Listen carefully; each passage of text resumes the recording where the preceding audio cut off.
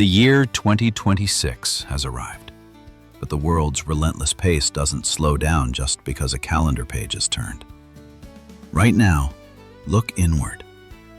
Do you realize that the modern mind is becoming a fragile fortress, constantly cracking under the weight of pressure, judgment, and a nameless exhaustion that silently gnaws at you through the long nights? Modern life offers no stillness. It drags us into endless cycles of anxiety until only one cold question remains. How do we stand firm when everything out there is waiting to tear us down? Most people choose to seek a fleeting sense of security. They hope the storms will fade, that crises will settle, and that life will one day soften without requiring them to change. But Stoicism never promised you a comfortable life. Thousands of years ago, this philosophy pointed to a naked truth. Resilience is not born from peaceful days. It is forged amidst impact, loss, and adversity. Stoicism doesn't teach you to hide behind beautiful self-consolations. It doesn't coddle your fears. It pulls you straight into the eye of the storm, forcing you to look truth in the face, to endure, and to temper an unbreakable will from the very heart of pain. True power, the kind of strength that commands respect, is never a gift from the heavens. It is the result of days spent sharpening yourself in silence, through discipline, through loss, and through the moments you stood back up without making excuses. If you are tired of living as a victim of circumstance, tired of your own weakness whenever a crisis hits, then it is time to reestablish order in your mind. Welcome to Stoic Journey.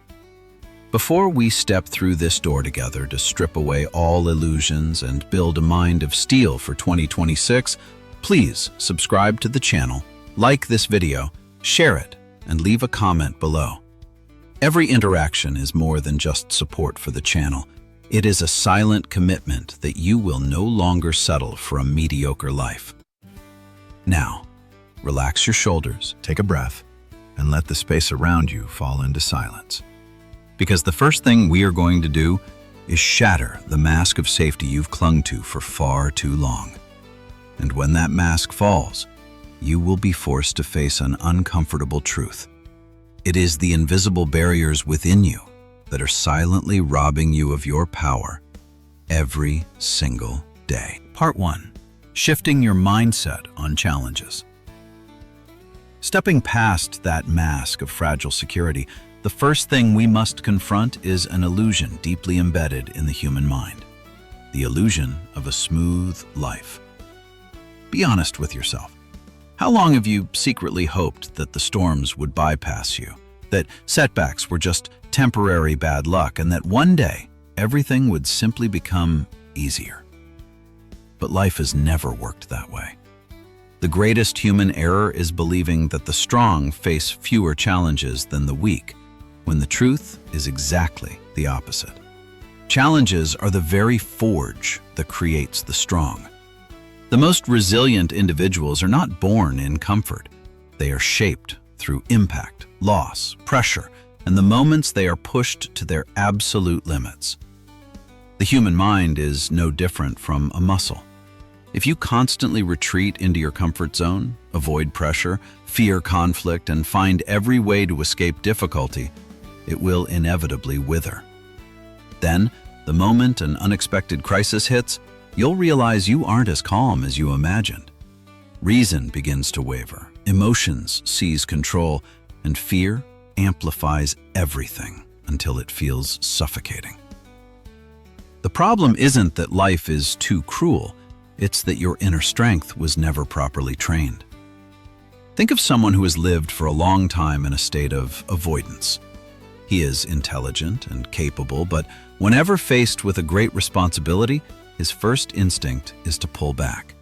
Not because he is incompetent, but because he is terrified of judgment, obsessed with the possibility of failure, and too accustomed to protecting his fragile self-image.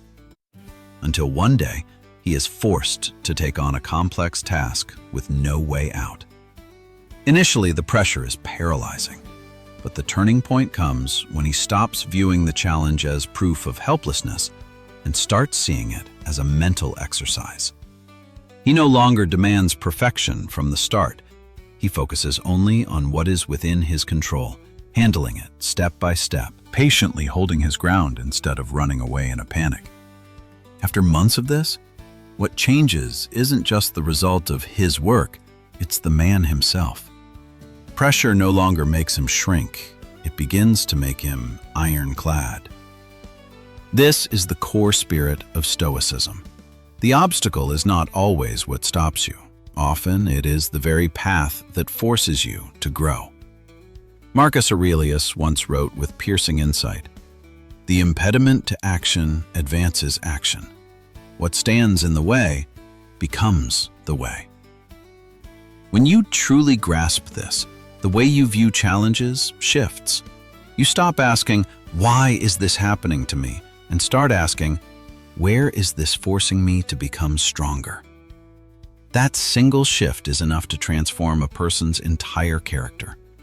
So, from this moment on, do not look at the stones in your path as a curse. See them as tests to measure the stability of your mind. Start with the practical. Take on a harder task instead of avoiding it. Speak up in a conversation that makes you nervous. Stay with the pressure a little longer instead of rushing to retreat. Growth does not come through beautiful proclamations. It comes from the times you force yourself to stand still under pressure without running away. Every obstacle hides a staircase within it. The question is whether you will treat it as a burden to complain about or as the raw material to reforge yourself. But changing your perspective isn't enough, because often what breaks a person isn't a single massive event, but the decaying daily habits that silently erode the will from within. That is where we must move to next, cutting away the things making you weak that you haven't even noticed yet. Part 2. 3 toxic habits to eliminate immediately. One of the hardest truths to accept about inner strength is this. Sometimes becoming stronger isn't about how many new things you add, but about having the courage to remove what is silently weakening you. To build a resilient mind, you must first master the art of subtraction. You must clearly identify the small but toxic habits gnawing at your will every day and decisively cut them out. Many people think collapse only comes from major disasters. In reality, a weakening mind usually starts with tiny, familiar reactions, repeated so often we no longer notice them. The first habit to eliminate is complaining. Complaining gives the illusion of venting, but it actually sinks you deeper into helplessness. When work goes poorly, when someone is difficult, when the weather, circumstances, or fate don't go your way, the easiest reaction is to grumble, blame, and resent. But the problem is that complaints do not improve the situation. They only drain your already limited energy while training your mind to accept the role of a victim dragged by circumstances. Stoicism reminds us of something profound. Suffering comes not from events, but from our interpretation of those events. So the next time frustration rises, instead of immediately letting out a word of resentment, stop for a few seconds. That tiny pause can change the entire direction of your reaction. The second habit is an over-attachment to comfort. This is one of the most dangerous traps of modern life. People are increasingly accustomed to avoiding the difficult, retreating from pressure, and choosing what is faster, easier, and less painful. But because of this, inner strength withers. The mind, like the body, only grows when subjected to a certain level of challenge. If you always choose the easy path, you will lose the capacity to endure the hard one. When life eventually places a heavier responsibility or an unexpected crisis before you, you will find yourself faltering faster than you thought. Maturity never springs from constantly shielding yourself from hardship. It appears when you accept staying with the difficulty long enough for yourself to learn how to grow from it. The third habit is making excuses. This is perhaps the silent killer of more lives than people realize. I'm too busy. Now isn't the right time. I'll deal with it tomorrow. These sound harmless, but every time you say them, you are teaching yourself something dangerous. That you can delay doing the right thing just because circumstances aren't convenient. Excuses aren't always loud. Often they appear very politely, very logically, and are very easy to accept. But if you look closely, behind them lies stagnation, the fear of starting, or self-indulgence. A life led by repeated delays will sooner or later remain stuck in place. By simply starting to eliminate these three habits, you will feel a distinct shift within. When you stop complaining, you preserve energy for action. When you stop chasing comfort, you begin to increase your tolerance for pressure. When you stop making excuses, you force yourself out of procrastination and live more responsibly. Resilience doesn't come instantly, but its foundation begins here. From the times you choose to react differently, live differently, and be more disciplined in the smallest things. But clearing out what makes you weak is only the first step. Once that space is created, the next question arises. What will you fill it with? That is when we must step into the deeper level of this journey, building discipline through small habits, so that strength is no longer a beautiful idea, but a part of how you live every single day. Part 3. Building discipline through small daily habits. When toxic remnants are cleared from the mind, what remains is not yet strength, but merely an empty space. And that space, if not filled with order, will quickly be reclaimed by procrastination, indulgence, and old habits. A resilient spirit is not built from a few moments of excitement or promises made when emotions are high. It is built from small, repeated actions every day until they eventually become a part of how you live. Discipline, at its deepest core, is not a performance of will. It is the silent act of creating structures strong enough so that you no longer easily collapse before your own convenience. True strength is always decided in the moments no one sees. There are people who have walked through the darkest stages of their mental lives, and what pulled them back wasn't always a massive turning point. Sometimes it was just a simple principle. Do one thing every day that you want to avoid. This principle creates a profound shift. It reminds the mind that emotions are not the driver. You don't act only when you feel like it. You don't procrastinate just because you aren't ready, and you stop living under the rule of comfort. So start with small but clear rituals. In the morning, instead of bargaining with laziness, stand up exactly when you intended. If you choose a cold shower, it's not just to wake up the body, but to remind yourself that discomfort doesn't always need to be avoided. During the day, make time for movement, not just for health, but to train your ability to keep going even when your inner voice wants to stop. And after all that movement, keep a moment of stillness for yourself.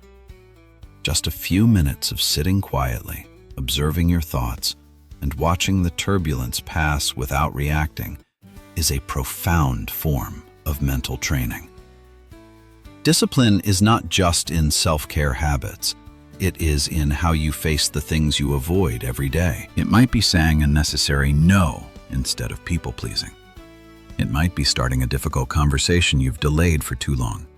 It might be finishing an important task before allowing yourself to indulge in something easier. Each small choice silently shapes who you are. Gradually, discipline is no longer something you have to strain to maintain. It becomes a reflex. And then, you are no longer living by fleeting inspiration, but by an internal order forged strong enough to last. Part 4. Mastering the circle of control. the power of proactivity. When the real storm hits, not the small glitches of daily life, but events powerful enough to shatter every plan, that is when the line between a trained mind and a fragile one becomes clearest. There are times when life suddenly corners you. Bad news about a loved one's health, a stable job falling into chaos, finances draining, or a vital relationship beginning to crack. In those moments, the first thing to rise is usually not clarity, but a sense of suffocation. You are dragged into endless, unanswered questions. Why is this happening? Why me? When will this weight finally lift? But that panic doesn't just come from the event itself. It comes from a deeper cause, the desperate urge to control what was never ours to control. We want to keep everything still, force life to follow our will, and protect what we love from all loss and uncertainty. Here, Stoicism forces us to face an uncomfortable but liberating truth. There are things you cannot change, no matter how much it hurts. You cannot use worry to undo what has happened. You cannot use fear to stop time. And you cannot force the world to behave your way just because you are tired or hurting. This doesn't mean you are helpless. At the point where you seem to have lost all control, you still have a territory no one can invade unless you give it away. Your reaction. This is where true power begins. You don't decide everything that happens to you, but you decide whether to face it with panic or clarity, with self-pity or responsibility, with blind reaction or a conscious choice. This is the core of Epictetus's wisdom. It's not things that upset us, but our judgments about things. Instead of drowning in "why me?", a resilient person shifts to a much more practical question. Right now, what part of this is my job? You might not save the whole situation, but you can control how you speak, how you think, the first thing you do tomorrow, or the attitude you maintain before others. You may not stop the storm, but you can keep yourself from being swept away by it. Sometimes, that small shift is enough to save a person from internal collapse. Part 5. Managing emotions and turning failure into a stepping stone. Intense waves of emotion are not always there to destroy you. Often they are just a test to see who is truly steering your ship. The strong are not those who feel no fear, anger, or pain. They have moments of imbalance like anyone else. The difference is they do not hand the controls over to their emotions at their peak. They understand that a single impulsive reaction can destroy what took a lifetime to build. I once observed a colleague during a project that fell into total chaos. Everything was delayed, pressure was mounting, and discussions were becoming razor sharp. Many lost their cool, raising voices, blaming others, even walking out. But this person was different. He wasn't emotionless, nor was he unaffected. It was just that whenever anger began to rise, he created a tiny pause before reacting. A few seconds of silence, a deep breath, letting the emotion pass through the first layer before speaking. That tiny pause saved him from countless wrong decisions. It cut the impulsive reflex and returned the power of choice to reason. This is what many overlook. Emotion itself is not the enemy. The problem starts when you identify yourself with it. When anger appears and you immediately speak through it. When fear rises and you immediately retreat with it. Stoicism doesn't ask you to be cold. It teaches you to recognize emotion without becoming its slave. Mastering just this one thing will transform the quality of every decision in your life. But even with calm, life will still throw failures large enough to shake your entire self-image.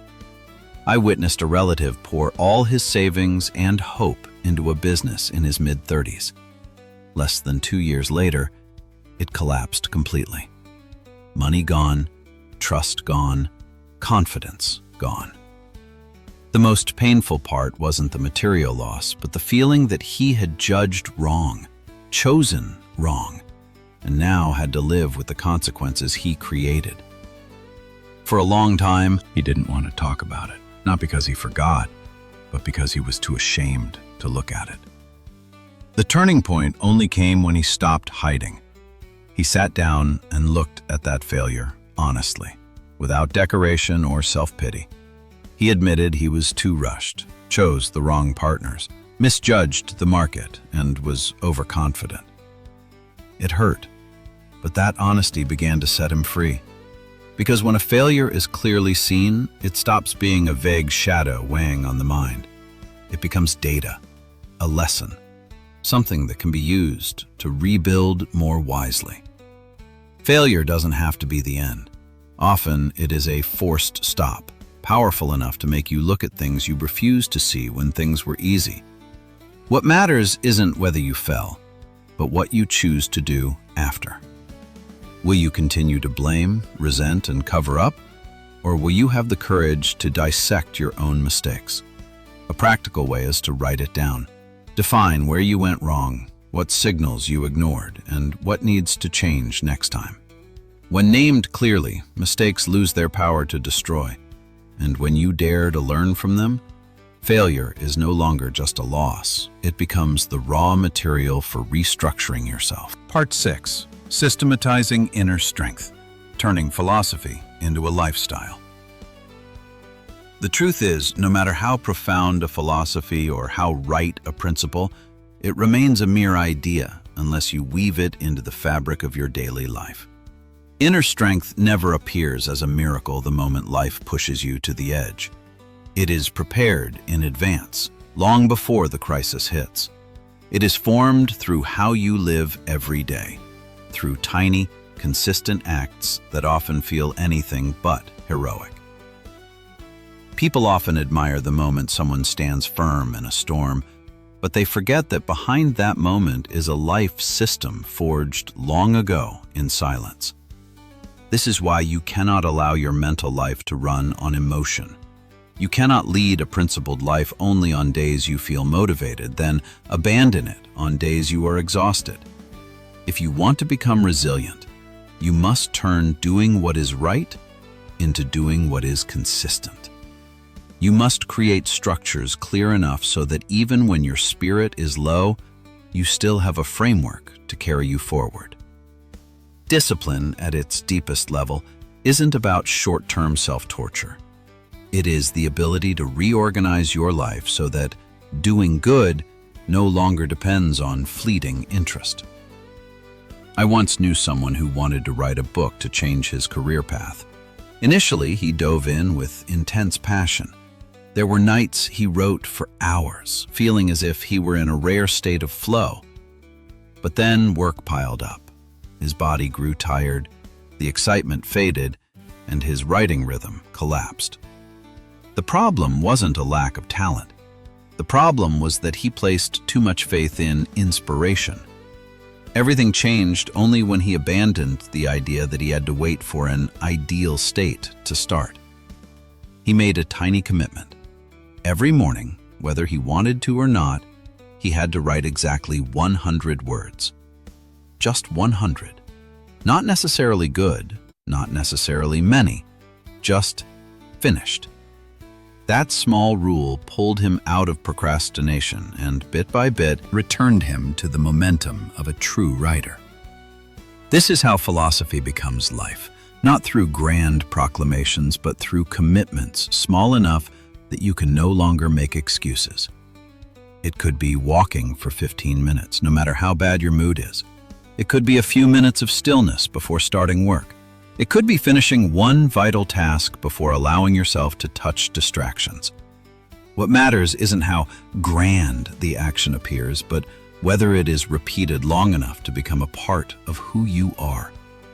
When a right action is repeated enough, it ceases to be an effort and becomes an identity. You no longer argue with yourself every morning about whether to do it. You just do. That is when mental strength takes a clear shape. It's no longer a beautiful concept to admire, but a living mechanism silently supporting you every day. Each small habit, placed correctly, builds a system strong enough to keep you standing tall even when your emotions are no longer on your side. Part 7. Discipline over motivation. In the end, you must accept a truth that many don't want to hear. You cannot go the distance on inspiration alone. Inspiration can be beautiful, powerful, and brilliant at the start, but it isn't durable. It arrives quickly and leaves just as fast, especially when life gets hard. Yet, most people bet their entire future on this fragile thing. They wait for the right mood to start. They wait for a mental spark, a special energy, or a day they feel truly ready. But life doesn't change through rare bursts of excitement. It changes through what you manage to do on the days you have absolutely no inspiration at all. Anyone can start a grand goal with excitement. That isn't hard. What's hard is continuing when the novelty is gone. I knew someone who set a goal to run a marathon. For the first few weeks, he went out regularly, running miles with determination. It looked promising. But then the rain came. His body ached. Work interfered, and life grew heavy. And with it, his initial eagerness vanished. This is where most people stop. Not because the goal lost its meaning, but because they are used to acting when motivated and have not yet learned to act when motivation is gone. The turning point came when he shifted his perspective. Instead of forcing himself to maintain the same intensity as his peak moments, he set a simpler rule. If he couldn't run as planned, he still had to go out and complete a committed minimum. Maybe run less, maybe just walk a few miles, but never skip it entirely. That small rule changed everything. From that moment, he stopped living by emotion. He started living by commitment. This is what Epictetus touched upon when he said, "First say to yourself what you would be, and then do what you have to do." It isn't a flashy quote, but it contains the entire spirit of discipline. You don't need to feel perfect to act. You don't need a fiery spirit to start. What you need is a minimum standard. Clear, realistic, and repeated long enough. 5 new words a day, 100 words of writing, 15 minutes of movement. These seem small, but they are where a person is defined. The true maturity of the will doesn't happen on days when everything is smooth. It happens on days when you are tired, bored, drained, and you still do what needs to be done. Those are the days where discipline gains its depth. Not the depth of self-punishment, but the depth of self-leadership. Discipline is not a prison. On the contrary, it is the path that leads you out of dependence on your moods, out of the volatility of your emotions, and ultimately, out of the weakest version of yourself. When you do this long enough, a strange shift occurs. You stop asking if you want to do it. You simply look at what is right and do it. That is when true power is formed. Not the power to control others, but the power to no longer be dragged around by laziness, procrastination, or fleeting feelings. From there, you are not only strong enough to walk through your darkest days, but you begin to step into a different version of yourself, calmer, more persistent, and far harder for life to shake. The journey of forging a mind of steel has never been a matter of luck, nor is it a gift handed to a few special people. Having come this far, after stripping away layers of illusion, habits that erode the will, impulsive reactions, and the fears that silently dominate our inner lives, perhaps you now see a clear truth. Inner strength does not appear in a single magical moment. It is formed slowly and quietly, through every time you choose to stand firm instead of running away. Choose clarity instead of surrendering to emotion, and choose discipline instead of waiting for an inspired day to change. A resilient person is not made by grand promises, but by what they repeat every day when no one is watching.